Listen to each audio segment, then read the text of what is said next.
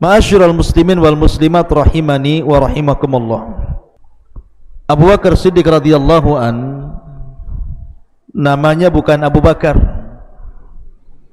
tapi namanya Abdullah ibnu Uthman ibn Amir al-Kuhafa.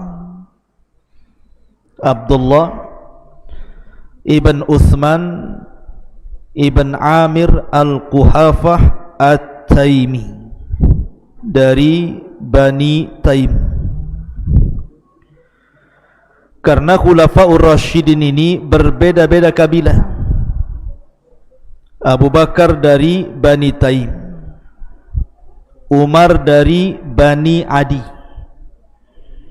kemudian Uthman dari Bani Umayyah, kemudian Ali dari Bani Hashim, walaupun semuanya di bawah naungan kabilah Quraisy. Bagaimana masa kecil Abu Bakar Siddiq radhiyallahu an? Ma'asyiral muslimin wal muslimat rahimani wa rahimakumullah. Abu Bakar itu tidak pernah mengenal menyembah berhala. Walaupun di zaman itu agama orang-orang musyrik Arab Quraisy itu mereka penyembah berhala. Padahal dulunya Arab itu agama tauhid di atas agama Ibrahim. Tapi setelah datang seorang laki-laki namanya Amr bin Luhai Al-Khuzai, Amr ibn Luhai, dialah yang merubah agama tauhid menjadi agama kesyirikan. Amr ibn Luhai inilah yang membawa patung dari Syam, dan patung yang dibawanya pertama kali namanya Hubal, yang kemudian diletakkan di Ka'bah. Dialah yang pertama merubah agama Ibrahim menjadi agama penyembah berhala. Amr ibn Luhai al-Khuzai.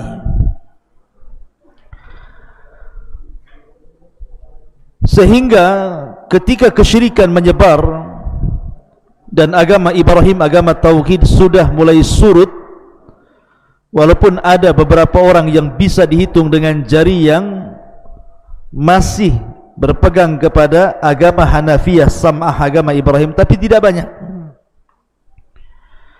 Lah Abu Bakar Siddiq radhiyallahu an diajarkan oleh ayahnya dari kecil sudah disuruh menyembah berhala. Sampai ada kisah. Jadi ayahnya Uthman ibn Amir al-Kuhafa ini memasukkan Abu Bakar dalam sebuah kamar yang isinya berhala semua. Maksudnya bapaknya supaya Abu Bakar itu mau belajar menyembah berhala. Ini Abu Bakar kecil nih. Ketika di ruangan berhala-berhala itu, justru Abu Bakar tidak mau menyembah berhala. Dia malah ngobrol dengan berhala. Dia mengatakan, wahai berhala, kalau engkau Tuhan, inni ja'i' fa'at'imuni, saya lagi lapar, tolong datangkan makanan. Saya ingin makanan, sekarang lagi lapar ini. Wa inni atsh, dan saya lagi haus, atshan, faksuni, maka berilah minuman kepadaku. Fa inni arin faksuni, dan saya ini tidak punya baju bagus, tolong sediakan baju yang bagus. Jadi Abu Bakar meminta kepada berhala untuk disediakan makanan, disediakan minuman, dan minta baju baru. Namanya patung mana bisa ngabulkan? Gerak saja pun tidak, berkedip pun tidak, dengar pun dia tidak. Ya patunglah, diam saja. Karena marah Abu Bakar Siddiq radhiyallahu an kecil ini, dia ngambil tongkat, dipukul satu-satu patung itu. Persis seperti kisah Ibrahim alaihi salatu wassalam yang menghancurkan patung-patung itu.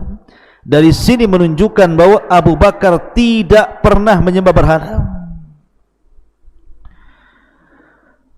Apalagi ketika Abu Bakar menginjak remaja, Abu Bakar itu tidak pernah mengenal khamar, walaupun di zaman itu khamar belum diharamkan. tidak pernah mengenal perzinahan, tidak pernah mengenal kehidupan alam bebas layaknya anak-anak muda. Murni Abu Bakar itu terdidik di atas akhlak. Dan kabilahnya Bani Taim itu adalah kabilah yang suka memberikan diat kepada orang yang terkena kriminal pembunuhan. Jadi kalau orang membunuh dalam Islam qisas, kalau tidak diqisas maka bayar diat 100 ekor unta. Lah Abu Bakar Siddiq radhiyallahu anhu yang mengelola diat itu, menunjukkan bahwa sebelum Abu Bakar masuk Islam pun sudah dermawan Abu Bakar itu. Lah Abu Bakar Siddiq radhiyallahu an terdidik menjadi pengusaha, karena memang orang-orang Arab itu sedari kecil sudah diajarkan dunia usaha, dunia dagang. Jadi mengalir di tubuh orang-orang Quraisy itu dunia perdagangan, termasuk Abu Bakar Siddiq radhiyallahu an. Makanya Abu Bakar Siddiq radhiyallahu an menjadi peniaga handal di zaman orang-orang Quraisy. Dari situlah dia belajar ansabul Arab, nasab-nasabnya orang Arab, dari kabilah ke kabilah Arab dia hafal nasabnya. Jadi kalau ada orang berselisih soal nasab, maka mereka akan datang kepada Abu Bakar, dan Abu Bakar akan menjelaskan nasabmu ini, keturunanmu ini, bapakmu ini, kakekmu ini, buyutmu ini. Jadi Abu Bakar itu alim tentang nasab Arab. Lah ketika Abu Bakar Siddiq radhiyallahu an sudah menjadi pengusaha, disinilah Abu Bakar kenal Nabi sallallahu alaihi wasallam sebelum diangkat menjadi nabi dan rasul. Karena Rasul pun pengusaha. Setelah menikah dengan Khadijah, dia kaya jadi pengusaha, kenalah Abu Bakar dengan Nabi. Sehingga Abu Bakar itu kesana kemari terkadang bersama Nabi SAW melakukan safar dalam rangka berniaga ke Yaman atau ke Syam. Sehingga Abu Bakar tahu betul Nabi SAW sebelum diangkat menjadi Nabi dan Rasul, bagaimana akhlak Nabi. Jadi memang Abu Bakar itu sudah berkawan dengan Nabi sebelum Rasul diangkat jadi Nabi. Lah ketika kemudian Nabi SAW betul-betul diangkat menjadi Nabi di usia 40 tahun, kemudian keluarga Nabi SAW yang pertama kali masuk Islam adalah Khadijah, kemudian disusul dengan anak-anaknya, kemudian termasuk juga anak angkatnya Ali bin Abi Thalib dan Zaid ibn al-Harithah. Mulailah Nabi SAW mengajak Abu Bakar untuk masuk Islam. Ini keistimewaan Abu Bakar. Allah Subhanahu wa taala berfirman, "Walladzi jaa'a bis-sidqi wa saddaqa bihi ulaika humul muttaqun." Dan orang yang datang dengan kebenaran dan juga dia membenarkan, maka merekalah orang-orang yang bertakwa. Ayat ini turun kepada Abu Bakar. Karena Abu Bakar itu ketika ditawarkan Islam, Abu Bakar tidak pernah ragu. Satu-satunya sahabat yang ketika masuk Islam tidak ada keraguan, hanya Abu Bakar saja. Kalau yang lain itu ragu-ragu, betul ke Muhammad ini Nabi? Jangan-jangan bukan, jangan-jangan iya, jangan-jangan bukan. Nah, jadi semua sahabat itu, mereka ketika masuk Islam itu masih menelisik Nabi, masih meneliti dulu. Tapi Abu Bakar tidak. Abu Bakar itu ketika ditawarkan Islam, langsung di hadapan Nabi SAW bersyahadat, asyhadu an la ilaha illallah wa asyhadu anna Muhammadar Rasulullah. Itulah hebatnya Abu Bakar Siddiq radhiyallahu anhu. Bukan hanya itu saja. Setelah Abu Bakar Siddiq radhiyallahu anhu masuk Islam, maka dia ingin menampakkan keislamannya. Makanya Abu Bakar itu dikenal dengan awal khatib, awal dai, awal pendakwah setelah Nabi SAW, sebelum ada sahabat yang berdakwah. Ketika Nabi SAW di permulaan dakwah, belum banyak orang yang mengikuti Islam. Rasul itu mendakwai orang pasar. Rupanya di pasar itu ada orang yang paling celaka dari orang-orang celakanya Quraisy itu, namanya Uqbah ibn Abi Mu'aid. Uqbah ibn Abi Mu'aid. Dia ngajak geng-gengnya, kemudian mengeroyok Nabi SAW, seraya mendorong-dorong Nabi SAW hampir terjatuh.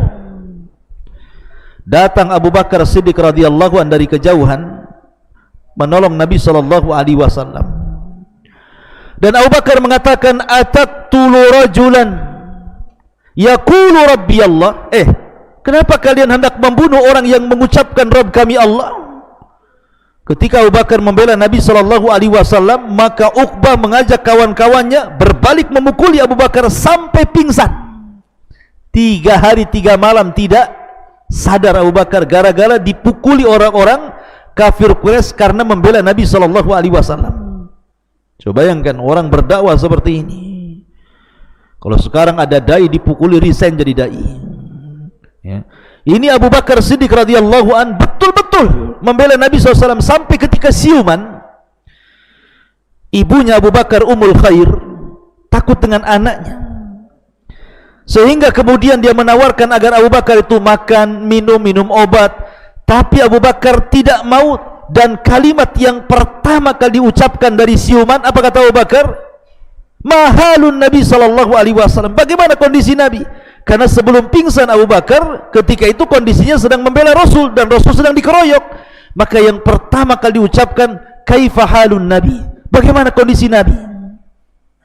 Ibunya tidak tahu siapa Nabi yang dimaksud Abu Bakar Siddiq radhiyallahu anhu. Akhirnya kemudian Abu Bakar minta kepada Ummul Khair ibuna dan juga budaknya Ummu Jamil supaya dipapahnya Abu Bakar ke rumah Nabi SAW. Setelah berjumpa dengan Rasul, maka Abu Bakar senang karena Rasul tidak ada apa-apa, maksudnya sehat-sehat saja. Maka Abu Bakar pun senang sekali melihat kondisi Rasul. Kata Abu Bakar kepada ibunya, wahai ibunda, ini Rasulullah, masuklah kau ke dalam Islam. Maka disitulah Ummul Khair kemudian masuk Islam pertama dalam keluarga Abu Bakar setelah Abu Bakar Siddiq radhiyallahu an, kemudian disusul dengan kerabat-kerabatnya. Makanya ini keistimewaan Abu Bakar, tidak ada yang seluruh keluarganya masuk Islam di zaman itu kecuali keluarga Abu Bakar.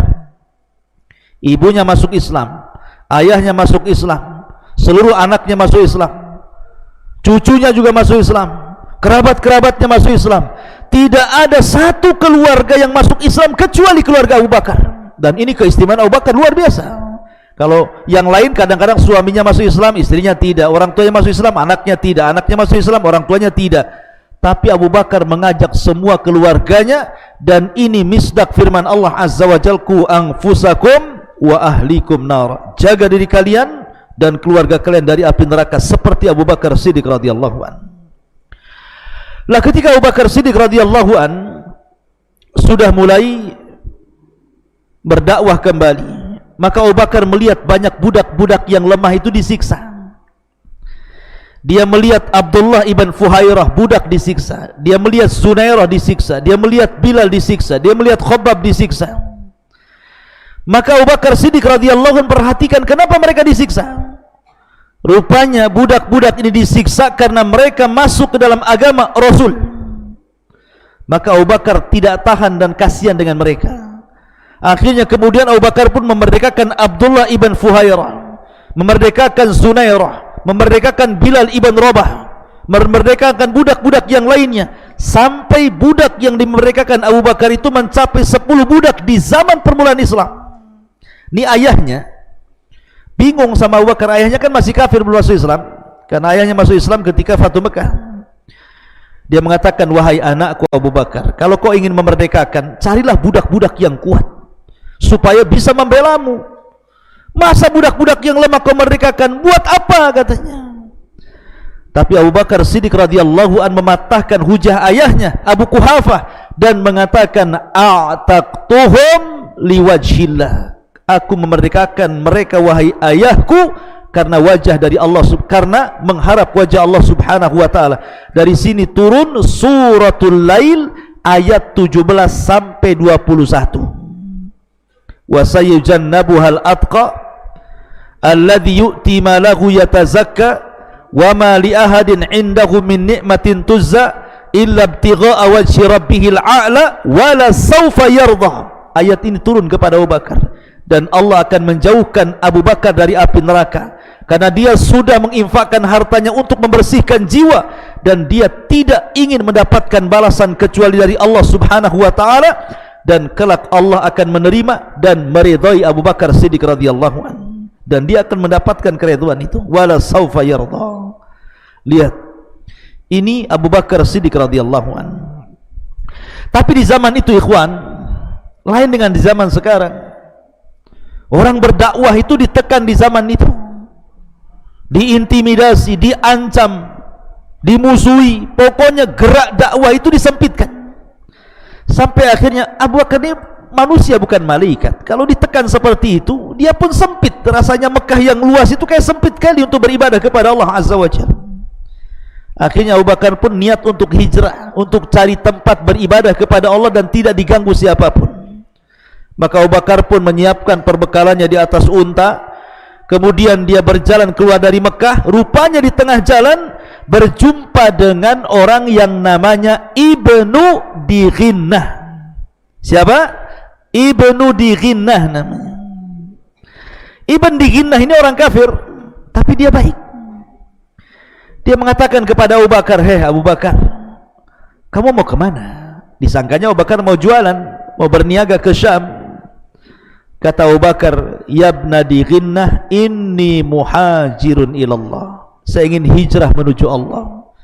Saya ingin pergi dari Mekah. Saya ingin cari daerah yang tidak ada siapapun mengganggu ibadah antara diriku dengan Allah. Kata Ibn Dighinnah, "Wahai Abu Bakar, orang sepertimu tidak layak keluar dari Mekah dan tidak layak dikeluarkan dari Mekah.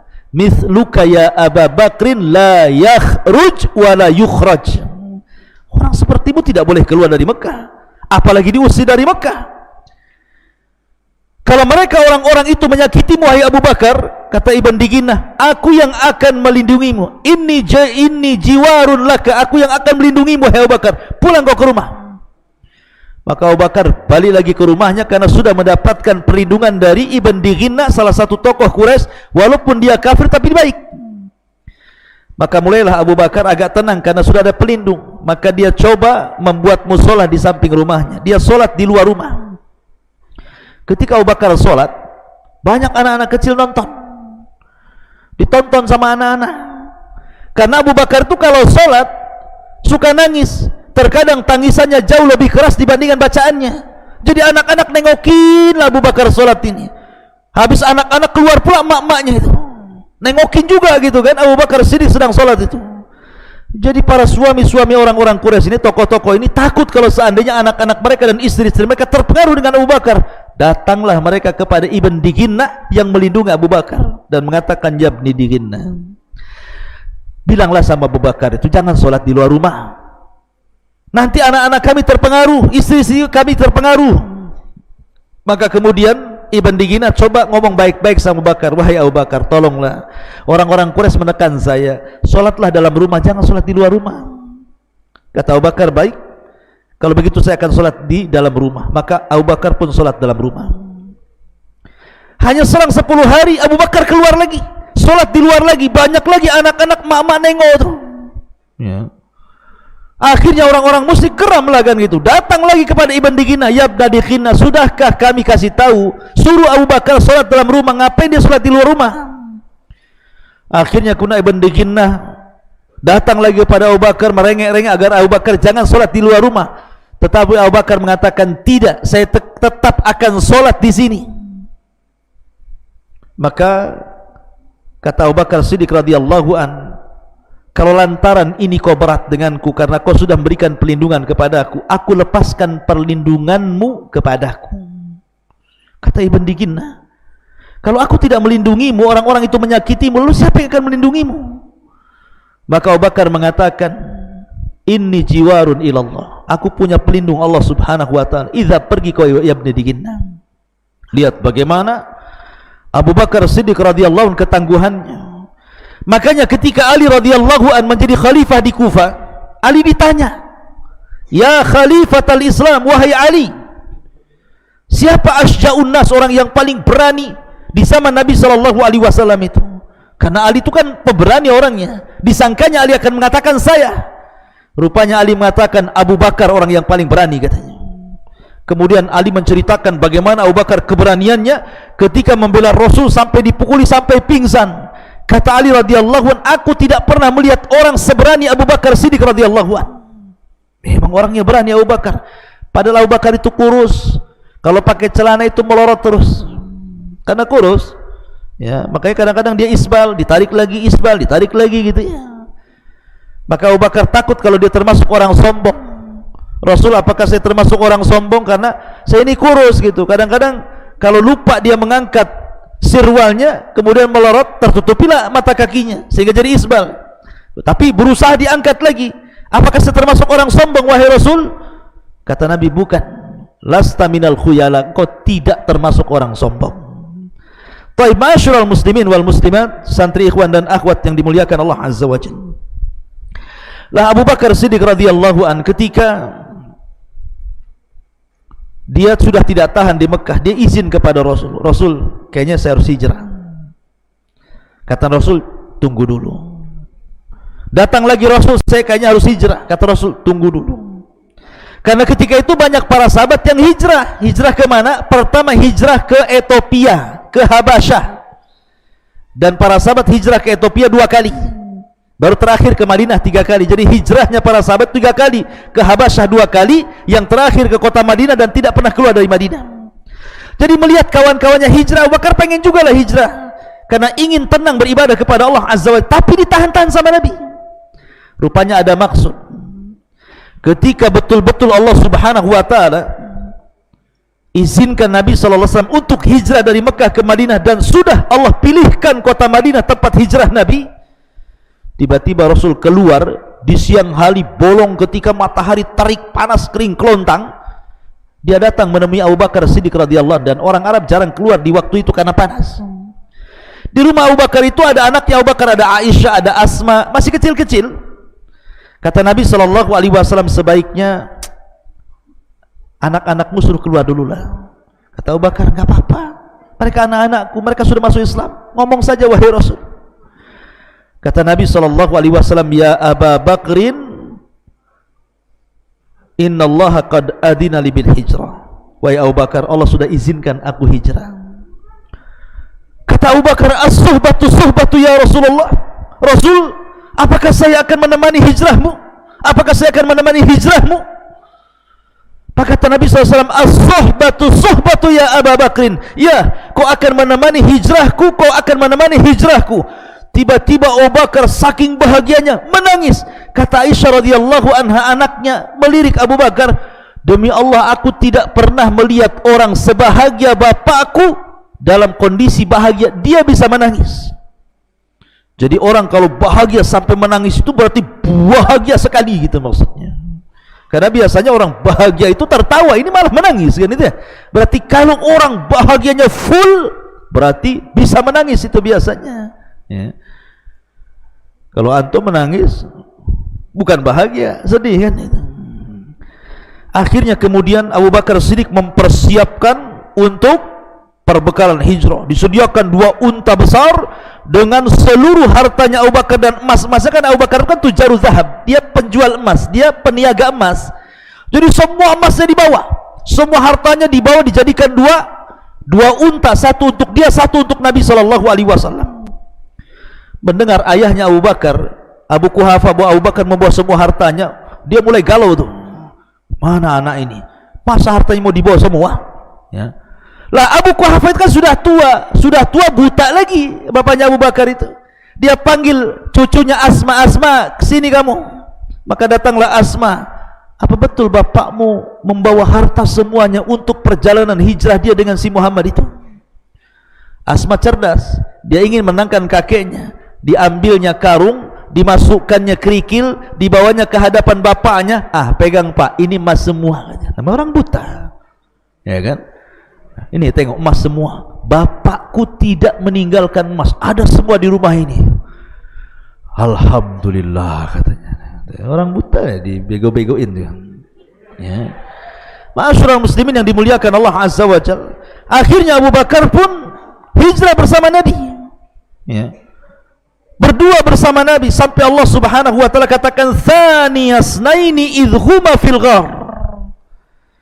Ketika Abu Bakar Siddiq bersama Nabi SAW berangkat waktu itu, maka Nabi SAW menjadikan Abu Bakar sebagai teman hijrahnya. Tapi Rasul selama 3 hari belum keluar dari Mekah. Ini siasat Rasul.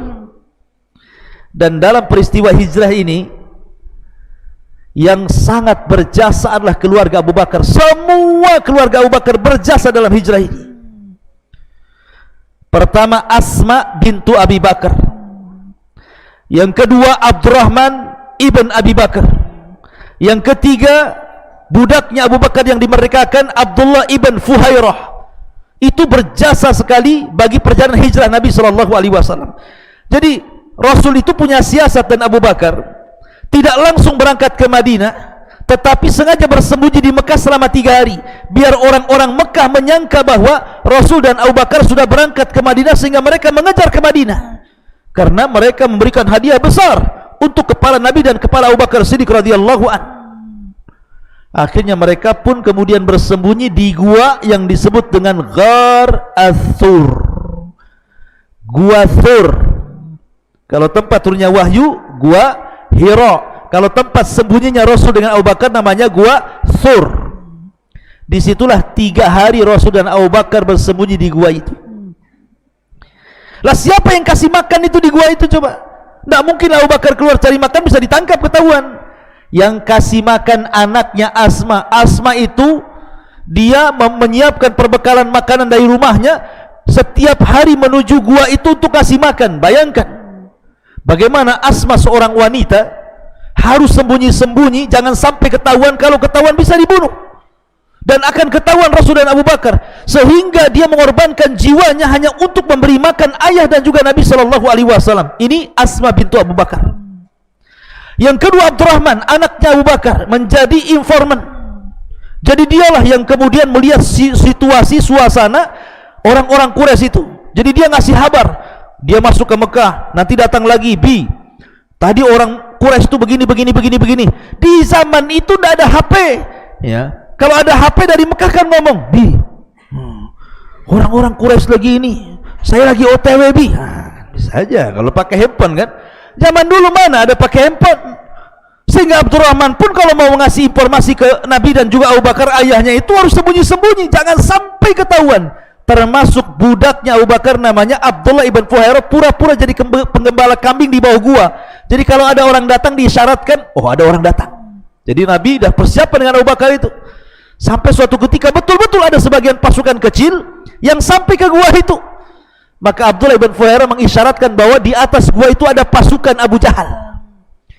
Abu Bakar sudah duk gitu. Kalau seandainya dia selonjorkan kakinya nampak dari atas, sehingga Abu Bakar gemetar ketakutan, bukan ketakutan kepada dirinya, bagaimana keselamatan Rasul. Tapi Rasul tenang, justru menenangkan Abu Bakar Siddiq dan mengatakan, ya Abu Bakrin la tahzan, innallaha ma'ana. Abu Bakar jangan sedih, jangan takut, Allah sama kita. Kalau Allah sama kita, apa yang harus takut lagi? Tidak perlu takut kecuali kepada Allah subhanahu wa ta'ala. Baru setelah 3 hari, maka Nabi SAW dan Abu Bakar menggunakan khirrit. Khirrit itu artinya penunjuk jalan. Namanya Abdullah ibn Uraikid. Catat, Abdullah ibn Uraikid. Dia orang kafir, tapi orangnya amanah. Dialah yang menunjuki jalan Nabi dan Abu Bakar menuju kota Madinah dengan berbeda jalur dari jalur yang biasa ditempuh orang-orang dari Mekah ke Madinah. Berhari-hari dari mulai Nabi SAW hijrah itu sampai ke kota Madinah. Bayangkan, itu akhtarul hijrah fil alam. Sebahaya-bahaya hijrah di alam semesta, jauh lebih bahaya dibandingkan hijrahnya Ibrahim dari Irak ke Syam, jauh lebih bahaya daripada hijrahnya Nabi Lut, jauh lebih bahaya dibandingkan hijrahnya Nabi Musa dari Mesir ke Palestina. Pokoknya hijrahnya Nabi itu disebut akhtarul hijrah, sebahaya-bahaya hijrah. Tidak ada yang lebih bahaya dibanding hijrahnya Nabi dan Abu Bakar. Di tengah jalan habis bekal, pengen minum, pengen makan. Berjumpalah sebuah tenda di tengah padang pasir. Rupanya pemilik tenda itu namanya Ummu Ma'bad. Suaminya lagi nggak ada, lagi pergi. Maka Abu Bakar dan juga Rasul singgah di kemahnya Ummu Ma'bad itu. Karena tengok kambingnya kurus-kurus, nggak ada yang bisa diperah gitu ya. Maka di sini tampak mujizat Nabi. Diambilnya kambing yang kurus, telah diizinkan oleh Ummu Ma'bad, diusap susunya oleh Rasul, tiba-tiba penuh air susu sehingga ketika diperah banyak air susunya. Ini mujizat Rasul. Ya. Antum jangan coba-coba diusap-usap susu kambing, nggak akan ada susunya itu, karena tidak punya mukjizat. Rasul punya mukjizat. Akhirnya setelah penuh, Rasul menawarkan Abu Bakar, "Ishrab ya Abu Bakrin." Minum wahai Abu Bakar. Kata Abu Bakar, "Bal ishrab anta ya Rasulullah." Bahkan engkau yang minum wahai Rasul. Maka Rasul minum. Kata Abu Bakar, "Minum lagi wahai Rasul." Minum lagi Rasul. Minum lagi sampai 3 kali. Apa kata Abu Bakar? "Wallahi inni ra'aitun nabiyya sallallahu alaihi wasallam yashrab, thumma yashrab hatta rawaituhu." Kata Abu Bakar, "Demi Allah aku melihat Rasul minum, kemudian minum, kemudian minum, hilang pula dahaga saya." Siapa yang minum, siapa yang hilang dahaganya? Bayangkan, Nabi yang minum, dia yang hilang dahaganya, karena cintanya kepada Nabi sallallahu alaihi wasallam. Kalau kita nengok orang minum kan, klak klak klak klak, kapan bagian saya, kapan bagian saya, kan itu ya. Ini Abu Bakar, aku melihat Rasul minum sampai aku hilang hausnya, katanya. Luar biasa Abu Bakar Siddiq radhiyallahu anhu. Sampai akhirnya Abu Bakar pun sampai di kota Madinah. Ma'asyiral muslimin wal muslimat, santri ikhwan dan akhwat yang dimuliakan Allah azza wa. Sesampainya di kota Madinah, maka Abu Bakar Siddiq radhiyallahu anhu memainkan peran dakwahnya di kota Madinah. Maka Abu Bakar menampakkan akhlak setelah akhlak Nabi sallallahu alaihi wasallam, sehingga banyak orang tertarik masuk Islam karena melihat akhlak Abu Bakar Siddiq radhiyallahu anhu. Luar biasa akhlaknya Abu Bakar itu. Dia tunjukkan bagaimana ibadahnya di hadapan para sahabat, sebagai percontohan bagaimana manusia terbaik setelah Nabi sallallahu alaihi wasallam. Sampai suatu ketika Rasul itu sedang berceramah seperti ini. Kata Rasul, "Siapa yang hari ini puasa?" Tidak ada yang berdiri kecuali Abu Bakar. "Ana ya Rasulullah." "Siapa yang hari ini mengunjungi orang sakit?" Tidak ada yang berdiri kecuali Abu Bakar. "Saya ya Rasulullah." "Siapa yang hari ini memberi makan fakir dan miskin?" Tidak ada yang berdiri kecuali Abu Bakar. "Saya ya Rasulullah." Kata Rasul, "Siapa yang hari ini mengikuti jenazah?" Tidak ada yang berdiri kecuali Abu Bakar. Subhanallah, dalam satu hari Abu Bakar berpuasa, memberi makan fakir miskin, mengunjungi orang sakit, mengantarkan jenazah ke kuburan. Kata Rasul, tidaklah dalam satu hari terkumpul 4 perkara ini illa dakhalal jannah, kecuali dia masuk surga. Itulah Abu Bakar. Abu Bakar luar biasa. Fa idza faraghta fansab. Kalau selesai mengamalkan sebuah amalan, dia berpindah kepada amalan yang lain. Itulah Abu Bakar Siddiq radhiyallahu anhu. Sampai suatu ketika Abu Bakar pernah bertengkar dengan orang Yahudi, dengan orang kafir. Ketika orang kafir ini mengatakan, "Innallaha tsalitsu salasah," katanya. Allah itu satu di antara 3. Sama orang Nasrani. Ditempelenglah orang ini. Kemudian akhirnya orang ini datang kepada Nabi mengadu. "Rasul, ini Abu Bakar nempeleng saya." Ya. Kata Abu Bakar, "Ya, saya tempeleng karena dia mengatakan innallaha tsalitsu salasah," katanya. Kemudian kata Abu Bakar, "Ya, memang saya betul, jujur Abu Bakar. Tapi ketika kemudian kata Rasul, betul kau mengatakan seperti itu kepada orang kafir?" "Enggak, saya enggak mengatakannya." Bohong dia, karena tidak ada saksi masalahnya. Dari situ Abu Bakar merasa dizalimi. Tetapi Allah subhanahu wa ta'ala mendengar kasus ini, sehingga Allah turunkan ayat, "Qad sami Allahu qaulal ladzina qalu innallaha tsalitsu tsalatsa." Sungguh Allah telah mendengar orang yang mengucapkan kalimat, sesungguhnya Allah satu di antara 3 Tuhan. Ma'asyiral muslimat, ma'asyiral muslimin ya wal muslimat rahimani wa rahimakumullah. Baik, kemudian kisah Abu Bakar juga. Abu Bakar itu, ikhwan, kebiasaan dia adalah suka bersedekah. Sampai suatu ketika Umar itu cemburu dengan Abu Bakar. Gimana caranya supaya amalan saya bisa mengejar amalan Abu Bakar? Jadi ketika ada perang Tabuk nih, perang Tabuk itu kan tidak bisa ditempuh jalan kaki, apalagi lawannya Romawi, masalahnya harus pakai kuda pacu. Sementara pasukan miskin tidak punya kuda. Maka Nabi SAW berceramah tentang pentingnya infak. Kata Umar, ini kesempatan saya menandingi Abu Bakar. Datang dia kepada Rasul. "Rasul, aku punya separuh harta. Ku infakkan hartaku di jalan Allah, ambil."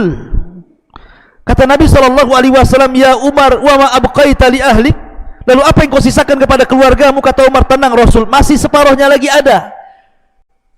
Disangkanya Umar itu sudah menang, dia sudah menafkahkan separuh hartanya. Saya hari ini bisa mengejar kebaikan Abu Bakar.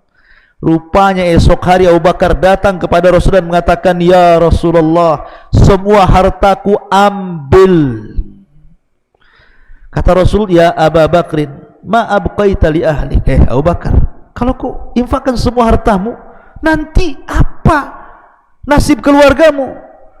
Kata Abu Bakar, mungkin kalimat ini biasa bagi dia, tapi luar biasa bagi kita. Abqaituhum lillahi walir rasul. Aku sisakan mereka kepada Allah dan Rasulnya. Kata Umar, aduh, kalah lagi aku, katanya. Disangkanya Umar menang untuk menandingi Abu Bakar. Sampai suatu ketika Nabi SAW berjalan nih, Rasul, Abu Bakar, Umar pulang dari safar. Tiba-tiba kemudian lewat di Masjid Nabawi. Kemudian di balik tembok itu, di balik dinding itu ada orang yang ngaji. Rupanya yang ngaji itu Abdullah bin Mas'ud radhiyallahu anhu yang kunyahnya Ibnu Ummi Abdin. Suara Abdullah bin Mas'ud sangat indah sekali. Tiba-tiba kata Abu Bakar, kata Rasul, tunggu dulu Abu Bakar, Umar, kita dengarkan dulu, ini suara siapa yang ngaji ini? Indah sekali suaranya Abdullah bin Mas'ud itu. Selesai dia membaca Quran, maka Nabi SAW mengatakan kepada Abu Bakar dan Umar, wahai Abu Bakar, wahai Umar, man arada an yasma'al Qur'ana ghaddan tariyan falyasma' ala ibni ummi abdin. Abu Bakar, Umar, kalau engkau ingin mendengar bagaimana suara Al-Quran saat diturunkan Jibril kepadaku, aku dengar suaranya Ibnu Ummi Abdin, maksudnya Abdullah ibn Mas'ud. Para sahabat itu, kalau ada sahabat yang lain dipuji Rasul, artinya berada di atas kesenangan, maka mereka ikut senang. Senang di atas kesenangan orang. Kalau zaman sekarang nggak senang di atas kesusahan, kan itu. Kawannya susah, alhamdulillah. Kawannya senang, kenapa kau tak susah, katanya. Kan begitu ya. Ya. Jadi para sahabat itu enggak, kalau sahabatnya senang-senang dia. Umar nih pagi-pagi buta datang ke rumah Ibnu Mas'ud. Selamat wahai Ibnu Mas'ud. Ada apa Umar? Nabi kemarin ngomong, suaramu indah, suaramu disejajarkan dengan Jibril. Tapi Abdullah bin Mas'ud biasa-biasa saja. Kata Umar, kenapa kamu biasa-biasa saja? Aku sudah menghabarkan berita gembira dari Nabi SAW. Aku sudah pagi-pagi buta datang kemari. Kata Abdullah bin Mas'ud, iya, karena barusan Abu Bakar datang ngasih tahu hal yang sama. Ya aku biasa-biasa saja karena sudah tahu dari Abu Bakar. Kata Umar, kalah lagi aku, katanya. Lihat bagaimana Umar bin Khattab berusaha menandingi Abu Bakar, tidak bisa ya. Makanya kemudian Abu Bakar itu wajar kalau seandainya sahabat satu-satunya yang kalau seandainya kata Rasul keimanan Abu Bakar diletakkan di satu neraca dan keimanan seluruh manusia diletakkan di satu neraca satunya, maka keimanan Abu Bakar jauh lebih berat menjangkau seluruh keimanan manusia setelah Nabi SAW. Ya, karena dari 10 sahabat yang masuk dijanjikan dihabar gembirakan masuk surga, sebagian besar Islam di tangan Abu Bakar. Utsman bin Affan Islam di tangan Abu Bakar. Talha bin Ubaidillah Islam di tangan Abu Bakar. Abu Ubaidah bin Jarrah Islam di tangan Abu Bakar. Abdurrahman bin Auf Islam di tangan Abu Bakar. Utsman bin Mad'un Islam di tangan Abu Bakar. 6 di antara sahabat yang dijanjikan masuk surga semua Islam di tangan Abu Bakar. Abu Bakar Siddiq luar biasa, ngajak orang masuk Islam itu dengan akhlaknya tertarik orang. Ya. Ma'asyiral muslimin wal muslimat rahimani wa rahimakumullah. Makanya wajar kalau Rasul itu suka dengan Abu Bakar ketika Amr bin As bertanya kepada Rasul, siapa laki-laki yang paling kau cintai dan siapa wanita yang paling kau cintai? Kata Rasul, adapun perempuan Aisyah, adapun laki-laki bapaknya, maksudnya Abu Bakar Siddiq radhiyallahu anhu. Baik, tetapi tentu kebersamaan Nabi SAW bersama Abu Bakar baik sebelum diangkat jadi Nabi, setelah diangkat jadi Nabi, kemudian menjadi sahabatnya ketika hijrah bersama Rasul, kemudian saat peperangan Abu Bakar tidak pernah resign dari peperangan. Semua peperangan Nabi diikuti Abu Bakar, sampai akhirnya Nabi SAW tepat di hari Senin tanggal 12 tahun 11 Hijriah bulan Rabiul Awal, Nabi SAW meninggal dunia. ketika Nabi SAW meninggal dunia, semua sahabat tidak yakin dan tidak percaya. Umar sampai sesumbar, siapa yang mengatakan Nabi mati ku penggal lehernya? Saking tidak yakinnya dengan Nabi. Tapi Abu Bakar menangkan para sahabat. Lihat bagaimana Abu Bakar kebijakannya, naik di atas mimbar. Ketika para sahabat mereka sedih, tidak ada yang bisa bangun, tangisan terus-terusan karena melihat bagaimana dan mendengar Rasulullah SAW sudah tidak ada lagi. Tapi Abu Bakar tegar membuat para sahabat istiqomah di atas Islam dan mengatakan, ya ayyuhan nas, man kana minkum ya'budu Muhammadan fa inna Muhammadan qad mat wa man kana ya'budu Allah fa inna Allah hayyun la yamut. Manusia, kata Abu Bakar, kalau kalian menyembah Muhammad, Muhammad sudah mati.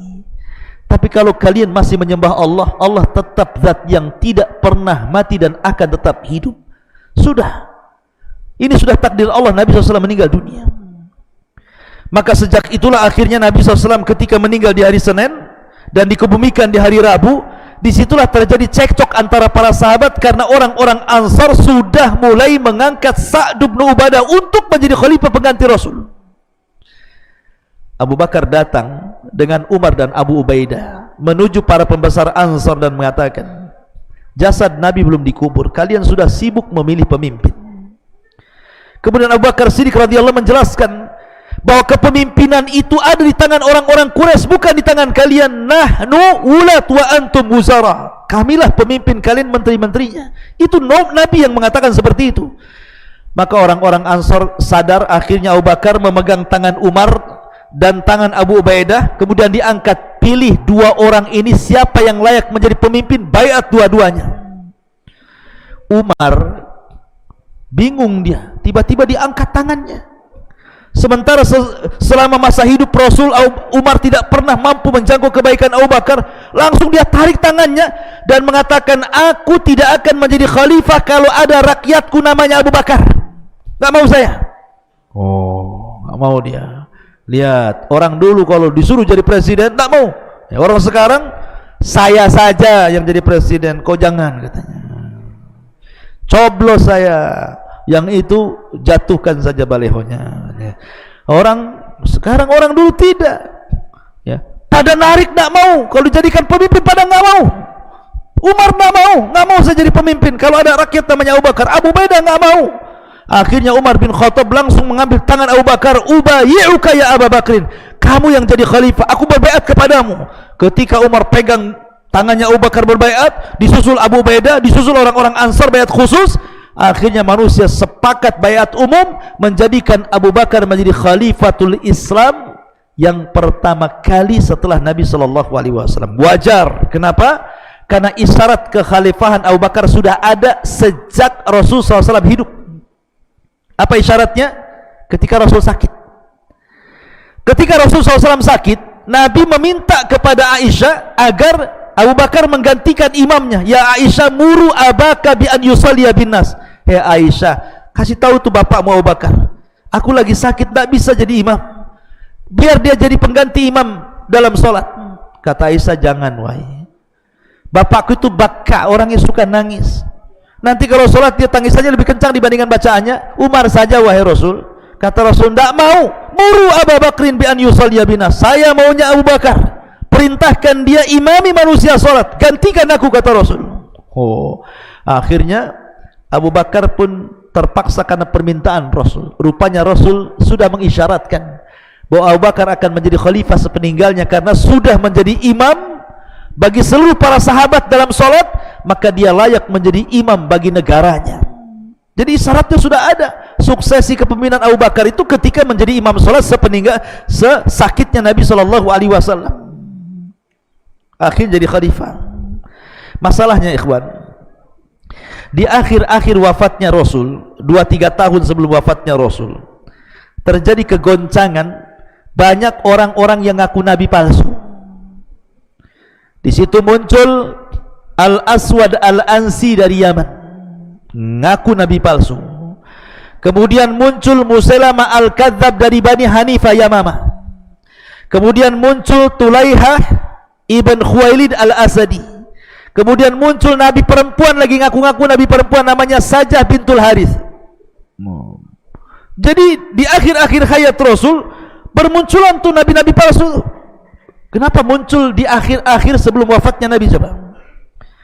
Karena di zaman periode Mekah sebelum hijrahnya Rasul, tidak ada orang berani ngaku nabi. Rasul itu selama di Mekah dan berdakwah mengajak manusia ke dalam tauhid, tidak ada satupun orang yang ngaku nabi. Kenapa? Risikonya berat kalau ngaku nabi. Karena nabi saja bagaimana coba? Difitnah, dicaci, dimaki, diintimidasi, bahkan diancam akan dibunuh, macam-macam. Jadi orang takutlah ngaku nabi. Ya. Ketika periode Madinah juga sama, tahun pertama, tahun kedua, tahun ketiga, tahun keempat, kelima, keenam sampai ketujuh. Setelah Islam kuat, Mekah sudah dikuasai, Madinah sudah dikuasai, Islam sudah menyebar, Rasul diagungkan, dicintai. Oh, enak juga jadi nabi. Disitulah banyak orang ngaku nabi.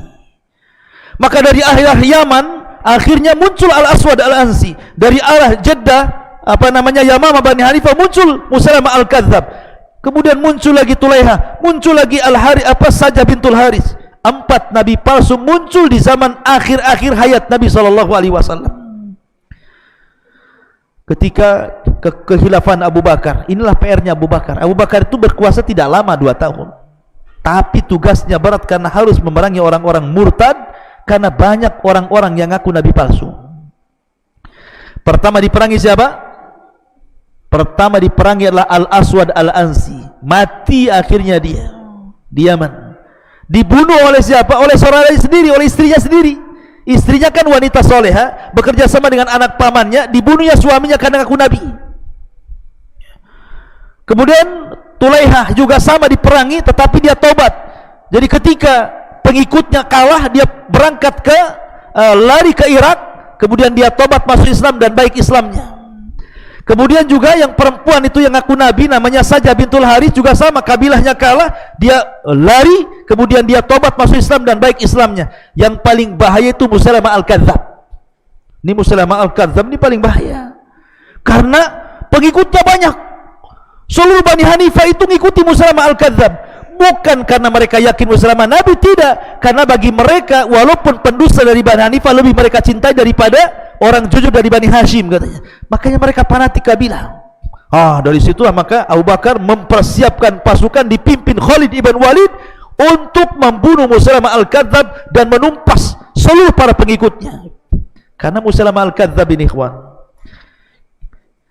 dia dikuatkan oleh seorang yang dulunya bekas sahabat Nabi, walaupun riwayat ini sebagian ulama mengatakan tidak benar, batil gitu ya, fi nazar. Tapi kisahnya disebutkan dalam tarikh-tarikh ketika bicara tentang tarikh Nabi. Jadi ada orang namanya Rajal ibn Anfawah. Rajal ibnu Anfawah namanya. Rajal ibn Anfawah ini, dia sahabat Nabi, konon seperti itu.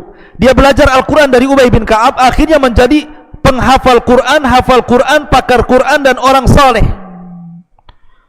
Suatu ketika dia duduk bersama Abu Hurairah, bersama sahabat yang lainnya, hanya beberapa orang dari kalangan qurra ahli, pakar-pakar Quran dan juga yang lainnya. Kata Rasul, tiba-tiba mengatakan, di antara kalian, kata Rasul, ada yang giginya seperti gunung Uhud dan akan masuk jahanam. Abu Hurairah kaget, lirik-lirikan lah, siapa nih giginya kayak Jabal Uhud nih, ya, kayak gunung Uhud nih. Karena Rasul mengatakan di antara kalian akan ada yang masuk jahanam dan giginya sebesar gunung Uhud, katanya. Lirik-lirikan nih Abu Hurairah nih. Jangan-jangan kamu. Siapa ini? Sampai Abu Hurairah ketakutan. Rupanya yang dimaksud sabda Rasul adalah Rajal ibn Anfawah, karena satu majlis dengan Abu Hurairah. Dan dia dari Bani Hanifah, dari kabilahnya Musailamah Al-Kadzab. Ketika Rasul mengutus dia untuk berdakwah kepada Bani Hanifah, dia bagus mengajarkan Quran macam-macam. Ketika Rasul sudah meninggal, Abu Bakar pun masih mengutus dia untuk menasihati Musailamah Al-Kadzab. Ketika dia menasihati Musailamah Al-Kadzab, dirayu sama Musailamah, wahai Rajal, kalau engkau mau mengatakan aku nabi setelah Muhammad, ku berikan kau kedudukan menjadi wazirku, menjadi menteriku, katanya. Mikir dia jadi menteri. Murtad dia. Akhirnya ikut Musailamah Al-Kadzab, Rajal ibn Anfawah ini, padahal pakar Quran, ya. Sekali lagi riwayat ini batil, cuman saya kisahkan sebagai pengetahuan, ya. Akhirnya kemudian Abu Bakar mengutus Khalid bin Walid untuk mengepung Musailamah al-Kadzdzab, maka terjadilah pengepungan yang disebut dengan hadiqatul maut namanya, kebun kematian. Itulah kisahnya kematian Musailamah al-Kadzdzab. Karena Musailamah al-Kadzdzab ini sudah melampau di zaman Nabi saja, dia nyurati Nabi. Isinya, wahai dari Musailamah, dari Bani Hanifah tertuju kepada Muhammad SAW, nabinya ummiyin katanya. Gini sajalah, aku nabi bagi daerahku, kau nabi bagi daerahmu katanya. Kata Nabi SAW, aku tidak akan berikan kekuasaan kenabian, walaupun ketika itu Rasul pegang siwak, walaupun aku harus berikan siwak, saya tidak akan kasih siwak kepada dia. Apalagi kekuasaan dalam kenabian, karena tidak ada nabi sepeninggalku. Maka disitulah Nabi menjuluki Musailamah dengan sebutan kadzab di belakangnya. Maka disebut Musailamah al-Kadzdzab, pendusta. Lah ketika itu Nabi SAW, walaupun demikian ikhwan, Rasul tidak langsung memerangi Musailamah al-Kadzdzab. Masalahnya ada kisah. Amr bin As ini belum masuk Islam, karena dia masuk Islam bersama Khalid belakangan, dan dia kawannya Musailamah al-Kadzdzab. Jadi Amr bin As ini kan bertandang tuh ke rumah Bani Hanifah Musailamah al-Kadzdzab, namanya kawan. Kata Musailamah, "Hei Amr, kau kan dekat tuh rumahnya dengan Nabi. Kira-kira yang terakhir yang diwahyukan Jibril kepada si Muhammad itu apa?" Katanya. Kata Amr bin As, "Aku pernah mendengar," karena orang Arab kan jago menghafal syair, disangkanya Quran syair. "Yang pernah aku dengar yang terakhir kali adalah alam tara kaifa fa'ala rabbuka bi ashabil fil alam yaj'al qaidahum fi tadlil wa arsala alaihim taran ababil tarmihim bi hijaratin min sijil fajalam kasbi ma'kul," katanya. Ini yang terakhir saya dengar katanya. Kata Musailamah, "Iya, semalam Jibril datang juga kepadaku," katanya. Dia mewahyukan dengan wahyu yang sama. Kalau itu suratul fil, maka saya suratul difdah, surat kodok katanya. Itu surat gajah, ini surat kodok pula dia sampai kepadaku katanya. Kata Amr bin As, "Gimana tuh surat kodok tuh?" katanya. Kata Musailamah al-Kadzdzab, "Jibril telah mewahyukan kepadaku, Allah berfirman, ya Difda binta Difda'aini niki mata niki fa inna a'laki fittini wa asfaluki filma." Hei kodok, anak putra dari ibu dan bapak kodok, silahkan mengodok katanya, karena paling tinggi hidupmu di atas tanah, paling rendah hidupmu di air, silahkan mengodok katanya. Ini surat kodok pula, satu surat fil, satu surat kodok, ya. Kata Amr bin As, ini Amr bin As ini belum masuk Islam, masih musyrik, tetapi dusta itu aib bagi bangsa Arab. Makanya dia mengatakan, "Wallahi ya Musailamah, inni ra'aituka lakadzib." Demi Allah, wahai Musailamah, aku lihat kau ini pendusta, kau bukan nabi lah kayaknya. Ini sama-sama kawan, dibilang pendusta. Ya, karena nabi itu bukan pengakuan. Nabi itu bukan pemilihan presiden, dipilih oleh rakyat si anu jadi nabi, tidak. Ya. Pemimpin itu ada dua, ada yang dipilih Allah, tidak dipilih rakyat. Nabi, itu tidak dipilih rakyat, Allah yang milih. Kalau presiden dia dipilih rakyat. Ya. Tapi Nabi itu Allah yang pilih, tidak bisa mulai sama ngaku-ngaku Nabi, Allah tidak memilih dia. Ya. Jadi akhirnya Musailamah merangkai-rangkai wahyu, macam-macam rangkaian. Ya namanya orang merangkai ya. Dan kalau saya ceritakan bagaimana wahyu Musailamah itu semua berkaitan dengan makanan. Ya. Suka kuliner mungkin Musailamah al-Kadzdzab tuh. Ya. Masyarul muslimin wal muslimat yang dimuliakan Allah. Akhirnya Abu Bakar mengutus pasukan mengepung hadiqatul maut itu, kebun kematian. Maka Musailamah pun meninggal di tangan siapa? Wahsy, budaknya Hindun yang pernah membunuh Hamzah. Karena dia pernah bersumpah, dulu aku pernah membunuh orang yang paling dicintai Nabi Hamzah, dan sekarang aku harus membunuh orang yang paling dibenci Nabi, Musailamah al-Kadzdzab. Ma'asyiral muslimin wal muslimat rahimani wa rahmatullah. Maka setelah Abu Bakar berhasil memerangi orang yang murtad, para penahan zakat, macam-macam, dan akhirnya mulai melebarkan kekuasaan ke arah Romawi, maka di malam hari, tepatnya hari Senin, Abu Bakar mandi kemudian sakit di tengah malam. Dia bertanya kepada Aisyah, Dulu Nabi itu meninggal hari apa? Hari Senin. Maka Abu Bakar, saya pun ingin juga meninggal di hari Senin. Dulu Nabi dikafani dengan berapa helai kapan wahai Aisyah? Kata Aisyah, 3 helai kapan. Aku pun tolong nanti kalau sudah mati kasih 3 helai kapan. Dulu Nabi begini. Pokoknya dia ingin meniru Nabi saat kematiannya. Dan Allah kabulkan Abu Bakar meninggal di usia yang sama dengan Nabi, 63 tahun di hari Senin. Dan dia meninggal karena mandi di malam hari untuk tahajud. Dan Abu Bakar pun akhirnya dikubur di samping Nabi SAW. Maka dia kawan Rasul sebelum hijrah, kawan Rasul sebelum Islam, kawan Rasul setelah Islam, kawan Rasul setelah hijrah, kawan Rasul dalam jihad, kawan Rasul di kota Madinah. Maka dia akan menjadi kawan Rasul sampai kuburannya berdekatan. Dan tentunya dia pun akan menjadi kawan Rasul fil jannah.